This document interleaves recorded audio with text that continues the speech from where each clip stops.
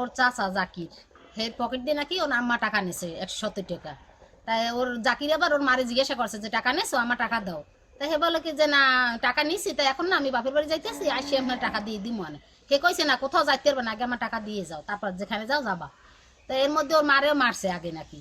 মারার পর ওই মেয়ে শব্দ পাই মেয়ে দৌড়ে গিয়েছে, আইসে ওর মারে ধরছে আর ও চাচারেও ধরছে যে মারেন। উঠেই মানে গালাগালি করে কয় যে তুইও আইসো রাখ তোরে দেখি। এই কইয়ে ওরে দাবর দিস পর ও বেড়ে খাইতেই পড়ে গেছে। তারপর সাবল দিয়ে ওর মাথা বাসায় 3-4টি বাড়ি মারছে, মানে একালে আহা বাড়ি মারছে। সেই বাড়িতেই ও মানে এমন দ্বারা যাওয়ার জ্ঞানই নাই, ও একদম মারাই যাওয়ার কথা। সামান্য একটু ছিল বরিশাল যাই, এখন ওর মা চিকিৎসা দিন আছে আর ও তো বরিশাল নেছে পর মারা গেছে। আমরা পুলিশে দিয়ে দিছি, ওইখানে ধরে ওরা বান্ধি রাখছি। বান্ধি রাখার পর আমরা চৌকিদারে ফোন দিছি, চৌকিদার আসে দারোগারে ফোন দিছে, কিছুক্ষণ পর দারোগা এসে নিয়ে গেছে।